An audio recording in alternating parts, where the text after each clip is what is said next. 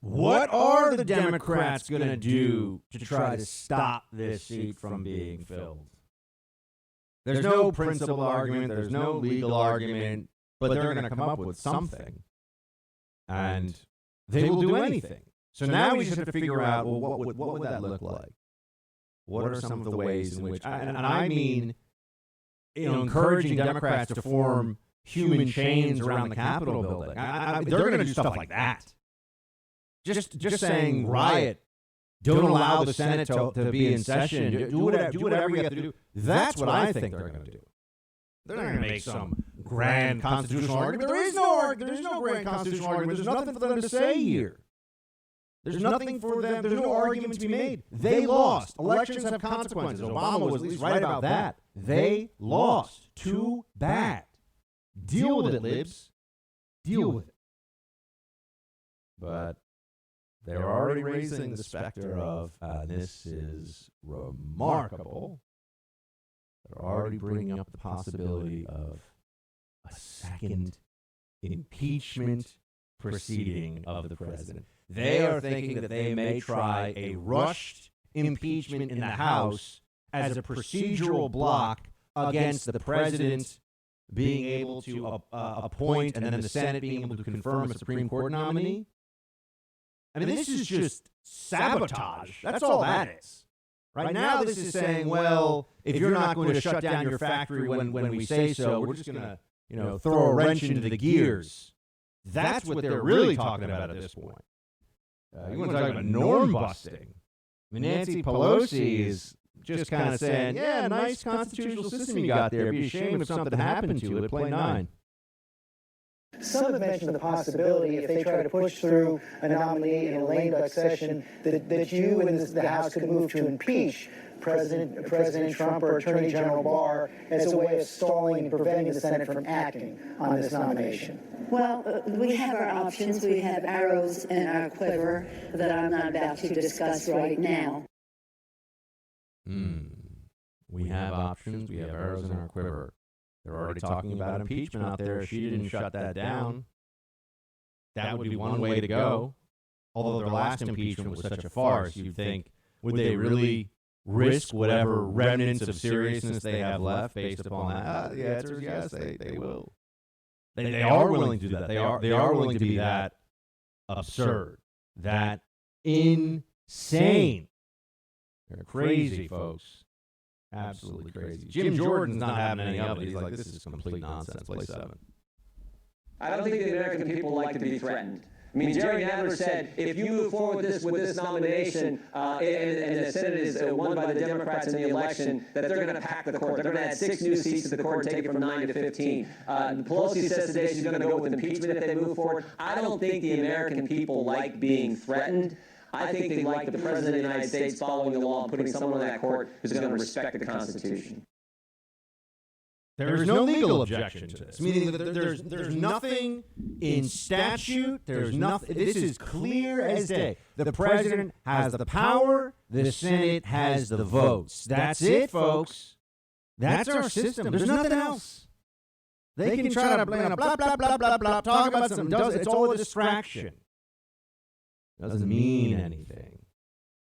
But they're not going to give up on this because it's so critical to them to maintain what they view as the essential bulwark of their statism, of their left-wing dominance of jurisprudence by having a Supreme Court that they know 9 times out of 10 of the big things is going to go their way. They can't live in a country where that, in their minds, where that's not happening. That's really what they think. That's really their belief on all this. So then we get into who should it be? Who should it be? I've got to tell you, I think that, and I told the president this when I met with him back in May in the Oval Office. He asked me this, and this I will share with you. This wasn't off the record. I said, look, it should be Amy Coney Barrett. She's completely has the credentials, has the background. She's a mother of, I don't even know how many kids, like about a half dozen or so. She's adopted a couple of children. she's a devout Catholic, and she's a woman. So I'm hoping, although I can't guarantee, because who knows how desperate the Democrats are going to get, I'm hoping they don't run the exact same playbook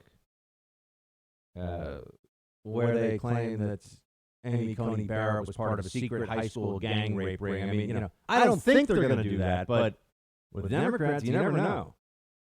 You never know, which is also why I think the president should announce right now.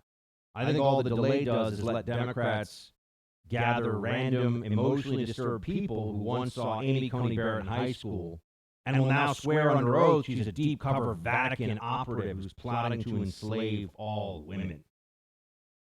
That's what I think. I don't think there's any good reason to hold a hearing over the nominee once President Trump has said who it is. The Senate should vote. That's it. I don't see what the advantage is, and I think it should be Amy Coney Barrett. I've seen Barbara Lagoa has also talked about first-generation Cuban-American down in Florida. Guys, the base wants ACB. She almost got the nod the last time around. I think that she'll be very solid on these issues, and that's I think the move. I mean, look, I'm seeing people say, if you're just going for the best judge you can get, I mean, you could try like Miguel Estrada, obviously he's one of the smartest legal minds in the country. There are some other options out there, but if you want to get this done, I think that having a woman at least take, because they're going to say, if you put a man forward, they will, without any doubt in my mind, they'll try the Kavanaugh playbook all over again. They'll try the same thing. They'll say, oh, this person is a sexist, and they'll bring someone out and say, oh, he said something once that I didn't, or, I was in college, and he got drunk and tried to make out with me, and I didn't want to, so he's a rapist. It's like, wait, but he didn't even really touch you. But that doesn't matter. They're going to come up with some lie, some horrible, disgusting lie about an email. And I'm trying to think of what it's going to be with a female, what the approach will be. I do think that if it is Amy Coney Barrett, the anti-Catholic bigotry is going to be off the charts. I mean, it's just going to be, you're going to see that Catholics who believe in Catholic doctrine, who really believe in it, and aren't like Marxists in Roman collars walking around talking about how we should be open borders. A lot of Jesuits doing that, unfortunately. But Catholics who really believe in the doctrine, especially about being pro-life, they're ridiculed by Democrats. The Democrats think those people are absurd. They think that they're, silly papists or something. They don't think that that's acceptable. And so you will see a lot of nastiness around that. But somehow Democrats are able to convince a lot of blue-collar Catholics that the Democrat Party is for them. And I look at this and just say, that's just a product of the media and people not knowing enough about politics, honestly. I don't think it's possible to be a believing Catholic and be a Democrat and really understand what the Democrat Party is all about. And I know that there are a lot of them, there are millions of them out there, but I don't understand what they think they're doing. I don't get it. And for people to say Marxism is charity, Marxism is the force of the state being used at the whim of an elite to redistribute, to take from you what is yours. To take the wheat that you have gathered from your own field and give it to other people, and if you don't do it, they'll lock you in prison. That's Marxism. Marxism is not, just give all to the poor and be nice to everybody. No. That's not how it works. If you want to be charitable, if you want to give as much as you want to give to people in need, God bless, go for it. Somebody else sticking a gun to your head saying you better give us this stuff or else, that's not charity, that's tyranny. And that's what Marxism is. That's what socialism is, and the Democrat Party's redistribution of wealth initiatives, that's what you're really talking about. It's not about being a good Catholic. But anyway, I don't want to get too far down that list. So I think this is... strap in, folks. I didn't know this election could get any crazy. I really didn't. You figure you got in an election year like this, you have the pandemic, you have BLM, you got the economy in this precarious position, and now you're going to add this on top of things. And that's why you're going to see just so much overheated and stupid rhetoric. Be prepared for that. I mean, here's Amy Klobuchar taking a break from eating salads with a comb and throwing things at staffers who work for her. I still think eating the salad with a comb thing is like brush your hair with a comb and you eat a salad with it. Ugh. Here she is, play 18. All rules will be looked at. Everything matters here. But, Joy, I cannot emphasize enough that there are 45 days before an election. And it remains what we said the morning yesterday when we had our first early voting in Minnesota, when we saw Joe Biden do a terrific job, by the way, in Duluth, is that what matters is everyone votes. And that we, the public's pressure on Republicans is, to me, the most important thing right now. The Republicans who basically stole that seat the last time, and now they're trying to do it again, and the public must speak out. This love for Ruth Bader Ginsburg, in her own words, right? Her fervent wish is that the next president pick. That was the last thing she said to the public. That was it. And so I think that we not only respect the past, but we look to what she wanted in the future, and that's where we have to take our action. Stole the seat. Stealing a seat. All right, let's unpack this, shall we? That's sitting U.S. Senator Amy Klobuchar is a complete mediocrity, but unfortunately, if you're a Democrat mediocrity in a lot of flyover states, you're able to get elected because of the cities that will vote for you. And it's a shame, but stole the seat. How did they steal it last time with Merrick Garland? What was this? What was the theft there? Because Obama nominated Merrick Garland in an election year. And in the Senate, Mitch McConnell said, sorry, we're not going to vote on it. But so the expectation was that that's what should happen. That was what Democrats were saying then. And you have all these clips now that are coming out of Democrats, including Ruth Bader Ginsburg. Democrats were saying, no, in the past, you should be able to fill the seat. Historically speaking, the seat has been filled most of the time, almost all of the time, in an election year. So what's really the difference now? The difference is that Democrats want something. And then all their analysis, all their legal theories are built around what do they want, not what is true, what is right, what is just. What do they want? Like a baby that wants a toy. All that matters is the desire. The justification, the rationalization flows from the desire. There's no external argument to be made about why it's right, why it's fair.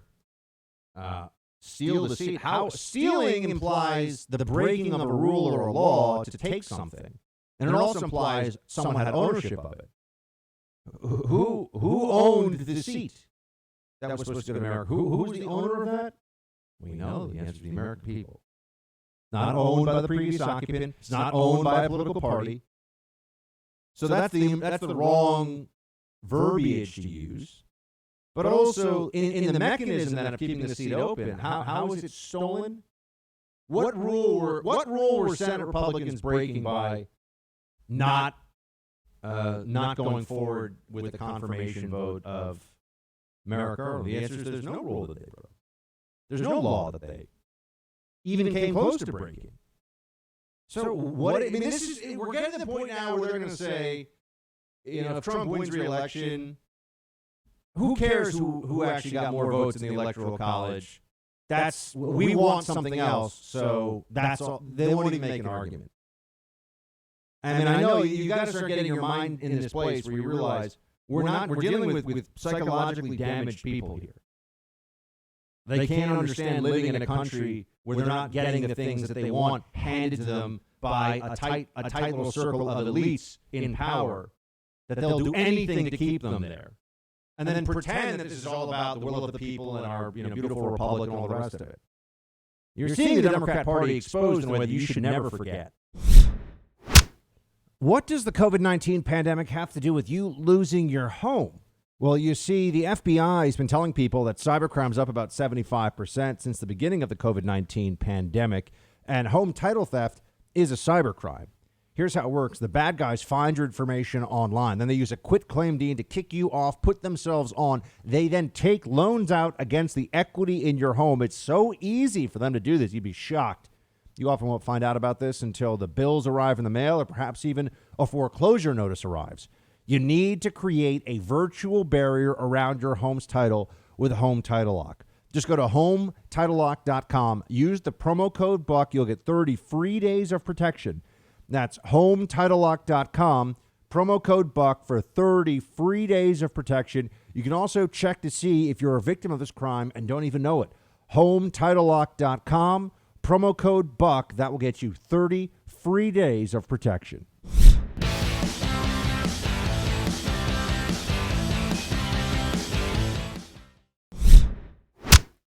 How worried about any of this is President Trump? Well, here's what he says about what he'd do if they try to impeach him another time. Play 21. They're being very threatening. And, they even said that if I do it, they're going to impeach me. Well, they impeached me for a perfect phone call to say congratulations to the president of Ukraine. And then they said the call was different than that. They made up, Shifty Schiff made up a call, and he said horrible things, and everyone thought I made that call, but that wasn't it. Thank goodness it was transcribed perfectly. But, that was, and I guess we won with the Republican Party 197 to nothing in the House. And they did that, they did that. So I heard yesterday, if I do it, they're going to impeach me. So they're impeaching me for doing what constitutionally I have to do. Here's the thing. We have, and I think then we win the election. Then we win all elections if they do that. I hope the president's right. I think he is. I think impeachment would be too absurd. I mean, the Democrat base would love it, and they'd go along with it, and you'd have all these legal experts going on TV saying, oh, this is in the grandest traditions of our democracy, an impeachment for a president doing what he's explicitly empowered and constitutionally mandated to do. There would be Democrats who would take that position. You know they would. You know that's what would happen. So let's not even allow it to creep into our minds at all that would be even a little bit surprising. But Hillary needs to weigh in on this one too. Play 16. They made a new precedent, and that new precedent, which they all defended incredibly passionately, is to wait for the next president, whoever that is, to make the nomination. But as you clearly heard, that is not what they are intending. And it's another blow to our institutions. What's happening in our country is incredibly dangerous. Our institutions are being basically undermined by the lust for power for personal gain in the case of the president, or power for institutional gain in the case of Mitch McConnell, at the cost of ensuring that our institutions withstand whatever the political winds might be. Yeah. But they made this decision back in 2016, and they should be held account for it. You know what decision should be people should be held accountable for? When Harry Reid decided to get rid of the filibuster because they wanted what they wanted, and they wanted it then. And Mitch McConnell, to his credit, said, "You may regret this sooner than you think." He said, you're gonna rue the day when you decide that you're gonna go nuclear option, Harry Reid. And we told them that, and like spoiled little children, the Democrats are like, "No, we want it now," because that's what they are. And that's what happened. They got rid of it. Now they got to deal with the consequences. And when they say the Scalia, that's completely what Hillary says. No surprise. Hello, what Hillary says is nonsense. History, go back and look in history. It'll tell you that there have been plenty of nominations of judges in election years, and they were filled.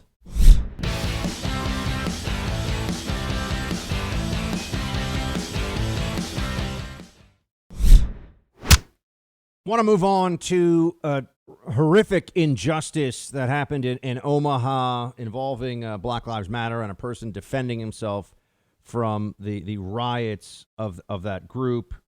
And we're going to get into that, and then also this new designation of New York and Seattle and these other, I think it's New York, Seattle, and Portland being designated as a riot-free, an anarchy zone, law-free zone. There we go. I keep trying to pull up this. There's a great piece on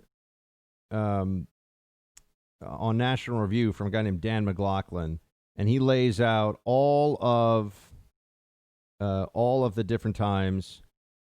Here you go. There's a long history of Supreme Court nominations in a presidential election year, even in lame duck sessions. When the Senate is from the same party, they almost always get confirmed. When the Senate is from the other party, the seat almost always gets held open. So the precedent, the real precedent here, is in fact that the seat should be filled. Just look at history. But they simply do not care. They simply do not care. They will not change their tune on any of this one. They're just going to go forward with the same thing. Anyway, I'm just get ready for it, folks. It's going to get very, very ugly. It's going to get very nasty. Doesn't matter how weak their arguments are. Doesn't matter that they're contradictory. What matters to them is that they get what they want here. Everything else is completely and utterly secondary to that. Also, who would Biden put forward as a Supreme Court nominee? Who would be Biden's people? Trump saying, why don't we know? Play 20. There are actually 5 I'm looking at. It's down to 5. And they're all, it could be any one of them. They'll all be great. These are really top people. To get on that list, I created a list, and he's got all radical left, major radical left players. That's why. And if he puts a centrist in, somebody that really should be, somebody that's not so far left that it would be a member of the AOC plus 3 crowd, he's got a problem. If he puts somebody on that is not going to be popular with a certain group of people, they will all run away from him like the plague. That's right. Trump knows that Biden, as much as they talk about how the Supreme Court shouldn't be political and it's an apolitical thing, which is a lie, he knows that Biden can't put forward any kind of a centrist and anyone who's even a little bit reasonable. You're not going to get a Merrick Garland. And by the way, he's a liberal. He's just not an obvious screaming neon sign, oh my gosh, I'll do anything to destroy the Constitution kind of liberal.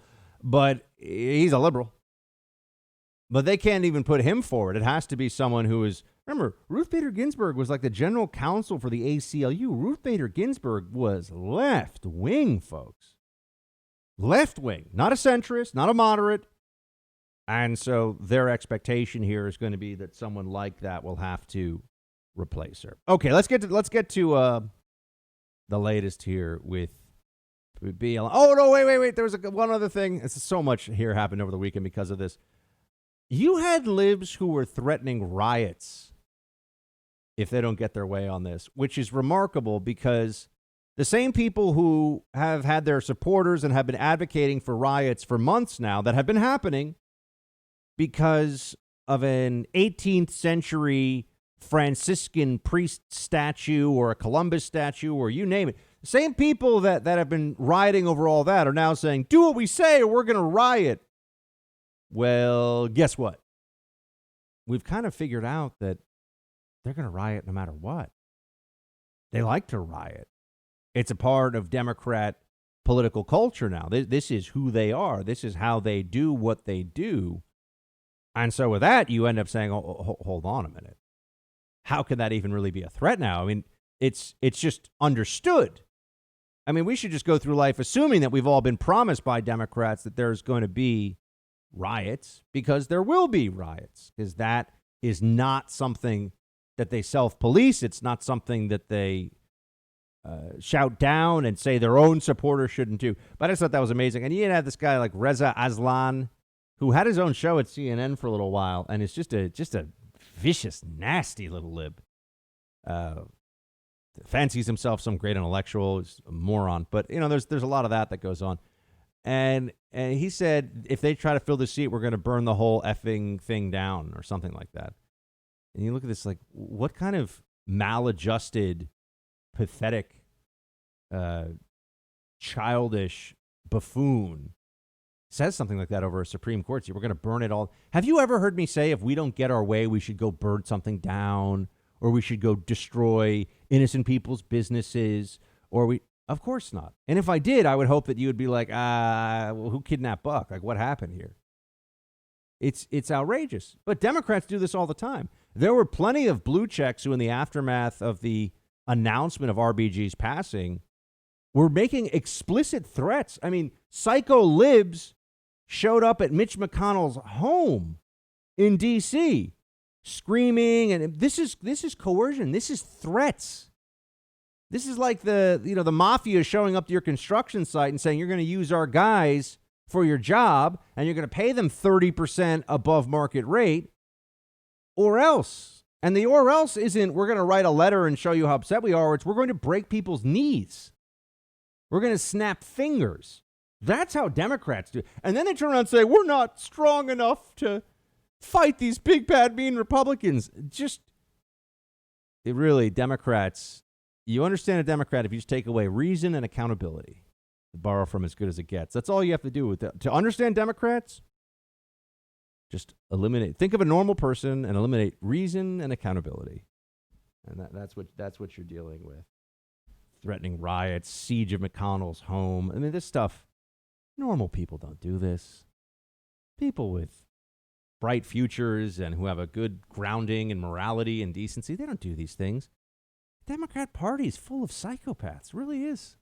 It's kind of amazing how widespread it is. And we all just sit around and assume, oh, Democrats are upset. There's going to be lawlessness and violence and people are going to get hurt and there's going to be things burned down. Republicans, we're upset all the time. And we're like, okay, well, that happened. We'll figure it out. That's our approach. We're the party of adults. The Democrats are the party of whiny crybabies.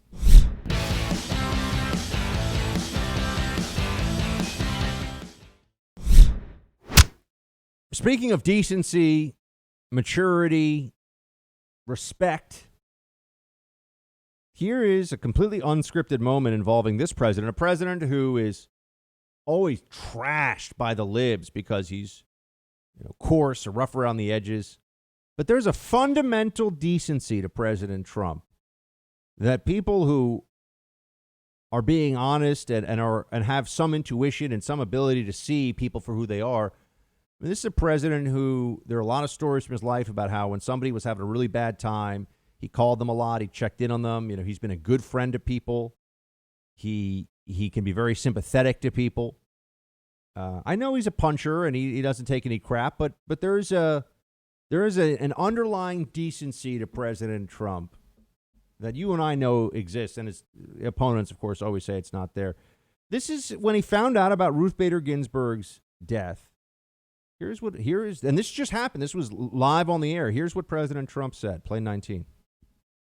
She just died? Wow. I didn't know that. You're telling me now for the first time. She led an amazing life. What else can you say? She was an amazing woman. Whether you agreed or not, she was an amazing woman who led an amazing life. I'm actually saddened to hear that. I am saddened to hear that. Thank you very much. Respectful, heartfelt, decent. And over the weekend, we had to talk about the politics of the aftermath of this. But, I remember when Scalia died, there were blue checks who were celebrating, saying that, he's going to be in hell. And they're horrible, horrible. Conservatives who have a voice, who matter in the conversation nationally, conservatives who are supposed to be representing, the opinions of the right. Nobody was saying vile things. No one of any influence or importance to the movement. Nobody was saying vile things about RBG's passing. All right, she's a human being. She's a family. I disagree with her on a lot of things. A lot of people disagree with her on a lot of things. It doesn't matter. There's a basic human decency and respect when someone dies and is, like this, someone dies of cancer, dies for any reason. You just think, okay, well, we're all going to that same place. And you just take a moment back to remember this is a human being, a person with feelings, love, friends, family. And our side does that. And the other side just doesn't. I remember what they were saying when Scalia passed, and it's notable to me. And you should remember it too, because there's not a moral equivalency here on how we respond to these things. All right, let's get into BLM and the latest stuff that's going on here. For one thing, the Democrats have started to sound a little more law and order, but they can't walk away from BLM entirely. Here is Kamala Harris, and is she going to be the stealth president in a sense? I mean, I'm hearing all kinds of, from people that have pretty good sources, crazy rumors about what the plan is if Biden wins, and how they're just doing everything they can to keep the succession plan quiet. But anyway, I don't, a lot of it's conspiracy and rumor right now, but I'm hearing it from people who know stuff. So that always puts you a little bit on edge. You go, okay, well, that's not somebody that's usually taken in by just rumors on the internet, and they claim they have sources close to the Biden campaign, in the Biden campaign even, but I'll get to that another day. You have Harris saying that BLM is, well, here's what she says, 13.